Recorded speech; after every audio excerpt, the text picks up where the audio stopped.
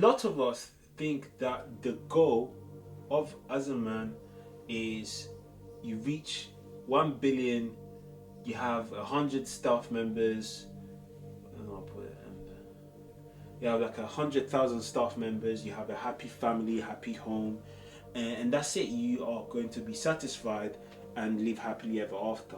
And if you're not there, that's what happens.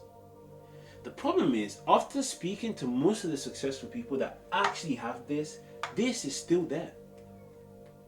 Because the problem is, you have created a world where you're the person that fixes problems, you're the person that provides, you're the person that is there for everybody else but yourself.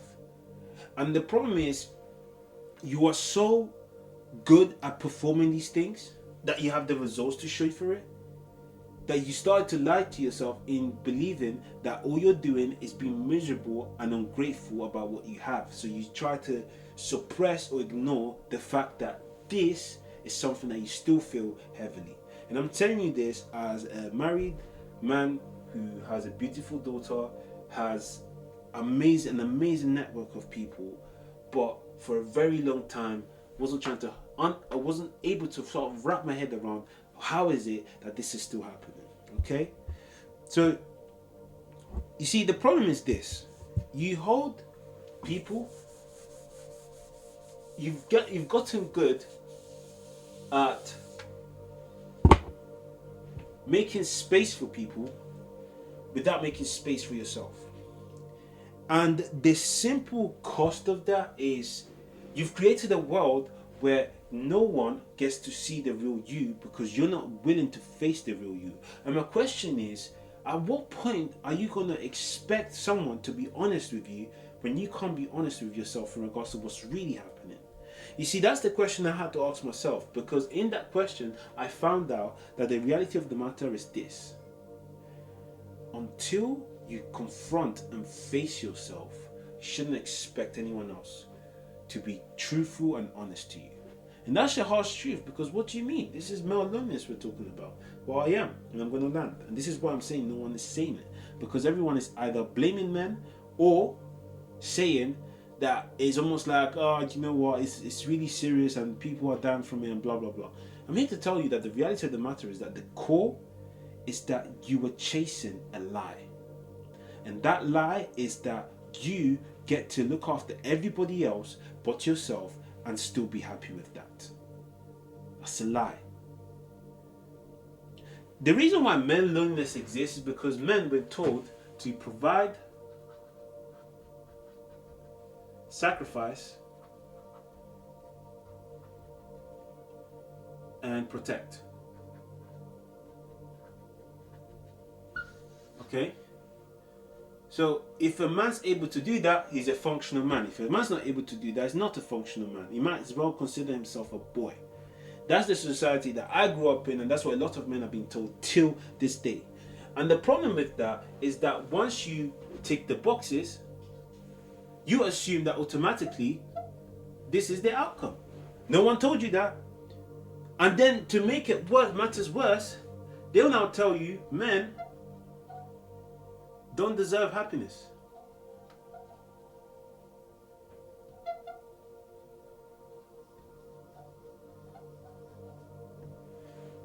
Women and children do. That's what we've been told. So, as boys now, we prepare them for that reality. Why? Because we don't want them chasing the illusion. But the illusion is assuming that once we believe the illusion, we are actually going to be satisfied. And that's where the problem starts. Okay?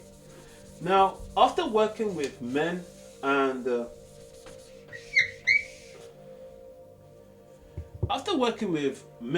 women, in regards to this matter, I've come to realize this one thing, okay? The painful reality is this: you cannot create emotional safety for someone until you've created it for yourself. You cannot create happiness for someone until you've created it for yourself. There's nothing you can create for others until you create it for yourself that will actually truly leave you fulfilled. I can only share what I'm sharing with you right now because I created it for myself first. If I hadn't created a space where I can observe, appreciate, and connect with the things I've got, I would not be having this discussion. Men are wired or designed to operate on a broken model.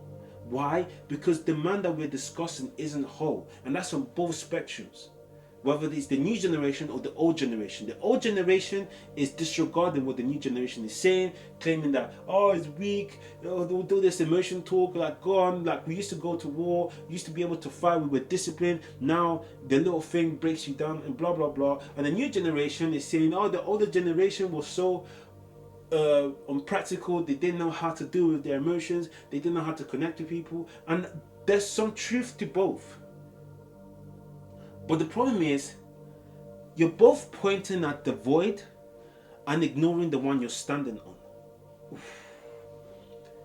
The reason why the loneliness is still there and is going to stay there is because you're not talking about being whole. You're not talking about being able to execute and being able to connect with the people you love and being able to do what you love whilst you're building what you're doing and being able to be as strong or as powerful as you intend to be.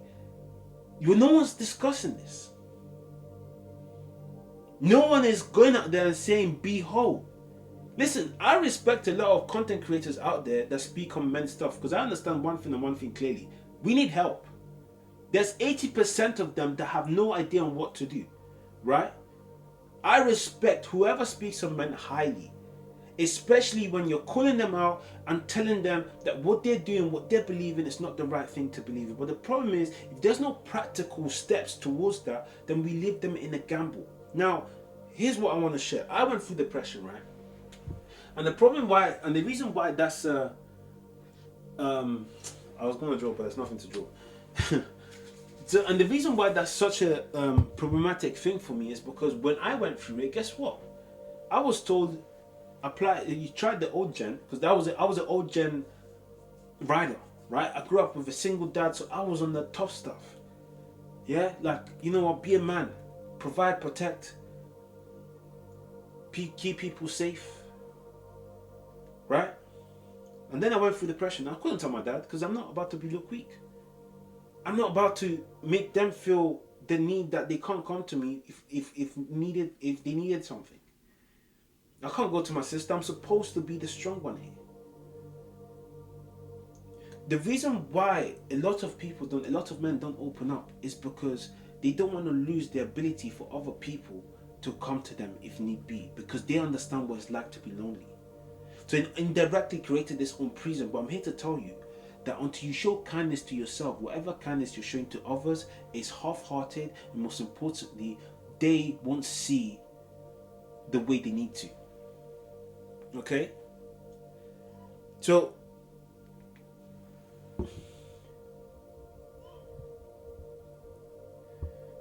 the painful irony to all of this is that the people that are suffering the most are the people that have actually ticked all the boxes. Because they had an expectation, they took action, worked towards it, and once they got there, they were like, damn, this isn't it.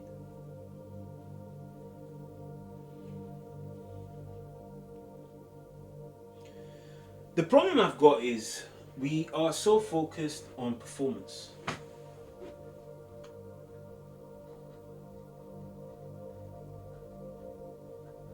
Okay?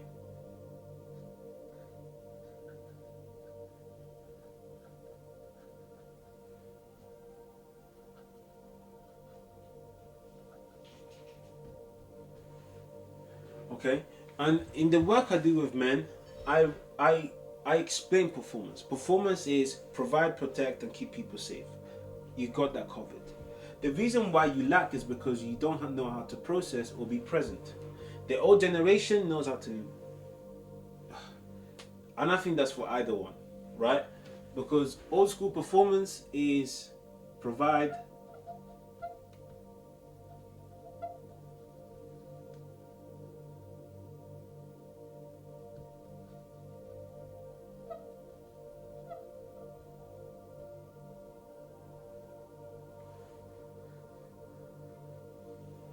protect. Okay, just to give us that. The new performance is feel and be selfish.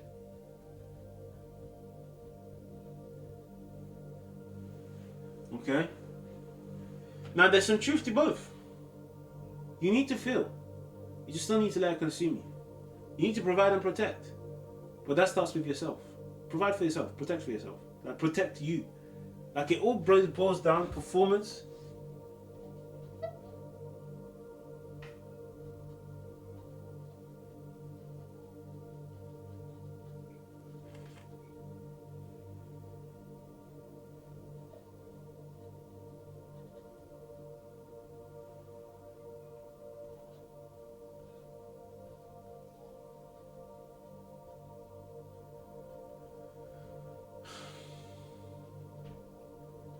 So I can't be bothered to write. It's like,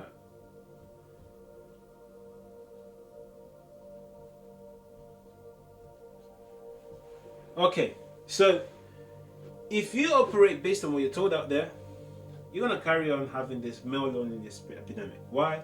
Because you're focused on you plus performance equals misery. Why? Because you're only performing.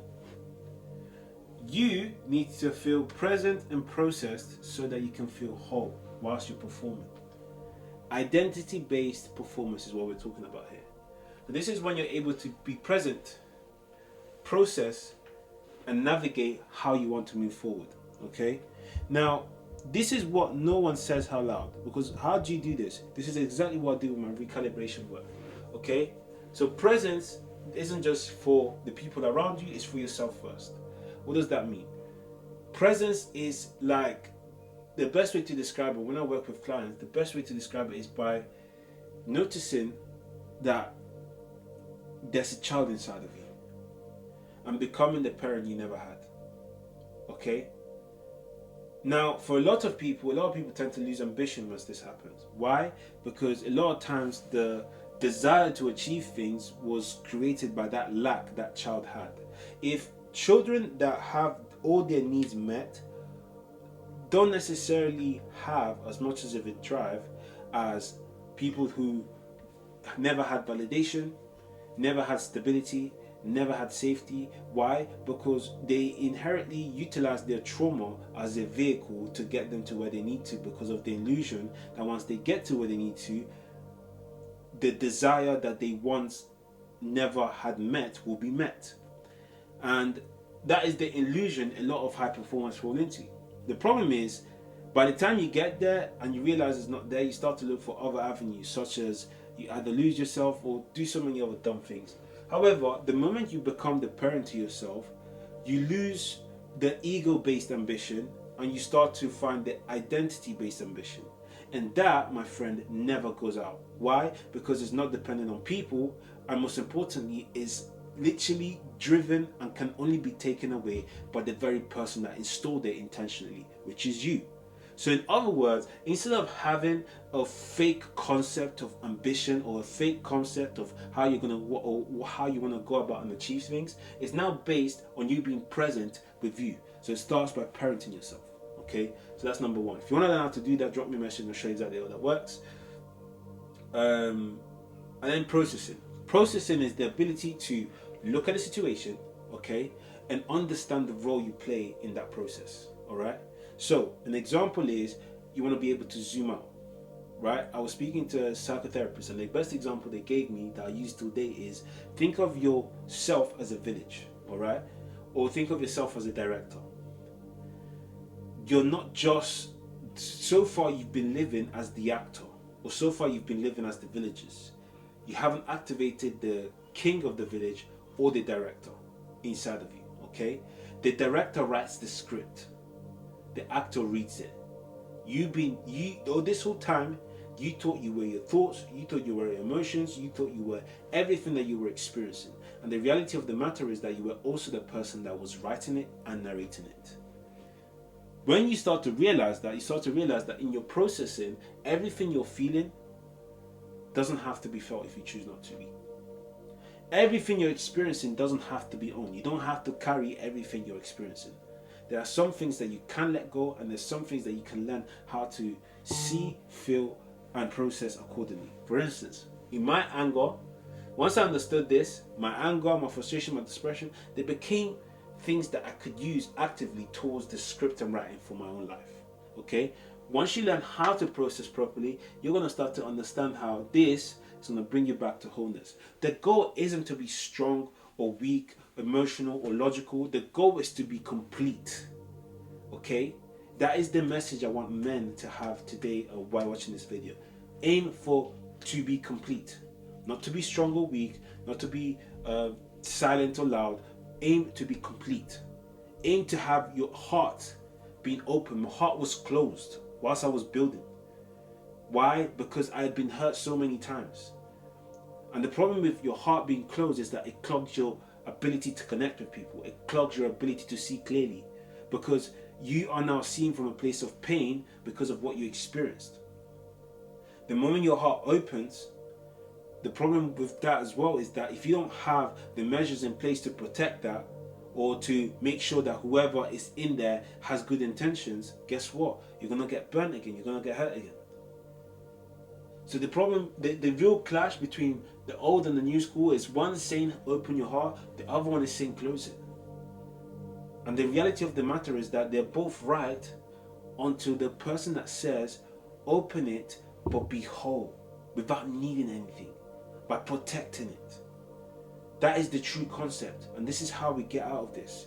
Now, I understand that it's not gonna happen overnight, but if you could share this with a man that you know is struggling with any of this, okay, you don't have to be a billionaire to be able to resonate with this. But the simple message is this: if you take anything away from what I've said, is performance-based identity. Process. Understand that you are not your thoughts, you're not the emotion, you're the person that's writing the story. Be present. Parent yourself. Be the parent you never had. Okay? So that you can go out there and perform like the true beast you're supposed to be. Okay?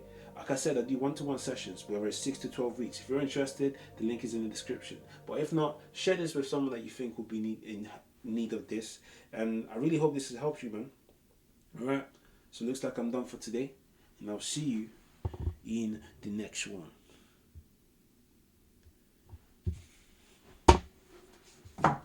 Right, time to eat, buddy.